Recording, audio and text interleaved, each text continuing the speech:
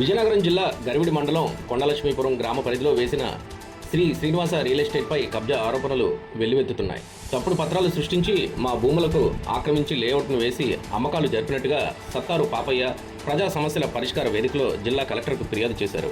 ఈ ఫిర్యాదుపై పరిశీలనకు వెళ్లిన ఎంఆర్ఓ బంగారరాజు ఇరు పార్టీలు ఇచ్చిన పత్రాలను పరిశీలించారు.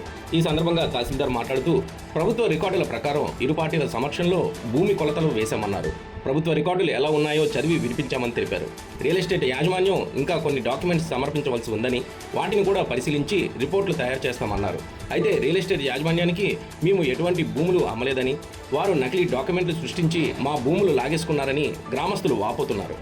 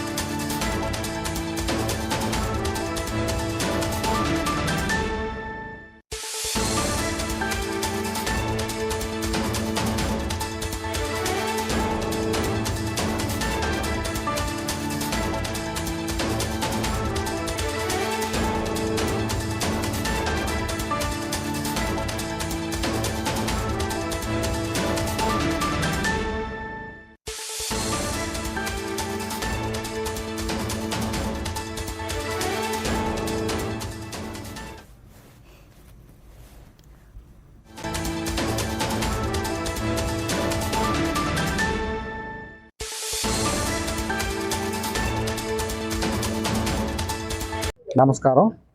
మరి కొండలక్ష్మీపురం గ్రామంలో సత్తార్ పైడియ అలాగే సత్తార్ పాపుడు ఇద్దరు కూడా గ్రీవెన్స్ సెల్కి వచ్చి మరి జిల్లా కలెక్టర్ గారికి మరి కేఎల్పురంలో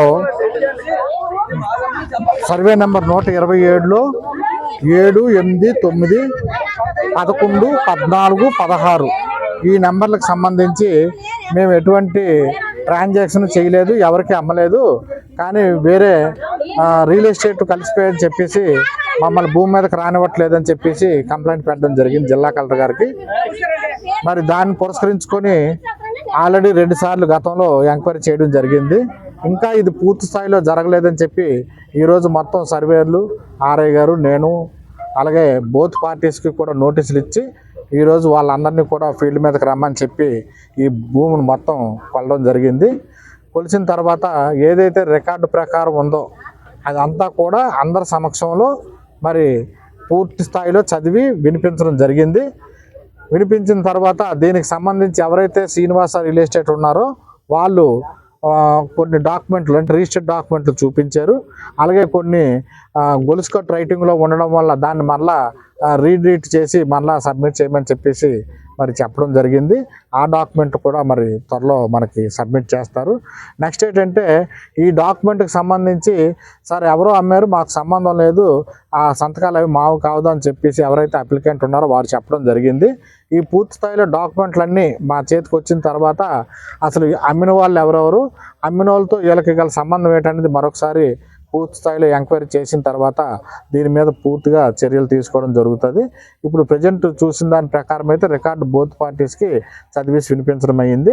వాళ్ళైతే మేము అమ్మలేదండి, అవన్నీ మా సంతకాలు లేవు, ప్లస్ ఆ పేర్లు కూడా మరి మా కుటుంబ సభ్యుల పేర్లు తప్ప మా తాలూకా పేర్లు కాదని చెప్పేసి వాళ్ళు సత్తార్ పైడి వాళ్ళ ఫ్యామిలీ మరి చెప్పడం జరిగింది. రియల్ ఎస్టేట్ వాళ్ళు ఎవరెవరైతే వచ్చారో వాళ్ళందరూ కూడా లింక్ డాక్యుమెంట్లు మరి 2-3 రోజుల్లో సబ్మిట్ చేస్తారు కాబట్టి మళ్ళా మరొకసారి ఈ డాక్యుమెంట్లన్నీ పరిశీలించిన తర్వాత దీని మీద పూర్తి స్థాయిలో మరి యాక్షన్ తీసుకోవడం జరుగుతుంది. అయితే బోత్ పార్టీస్ ఇక్కడ గొడవ పడ్డానికి రెడీ అయ్యారు కాబట్టి వాళ్ళిద్దరికీ కూడా మరి మేము ఏంటి చెప్పామంటే ఎటువంటి గొడవలు పడద్దు, ఇదంతా పూర్తిగా తేలినంత వరకు ఇదంతా పూర్తిగా సివిల్ నేచర్ కాబట్టి తర్వాత మేము ఫైనల్గా ఏదైతే ఫైనల్ చేసిస్తామో దాని ప్రకారం చేద్దారని చెప్పేసి ఇద్దరికి కొంచెం గట్టిగా చెప్పడం జరిగింది.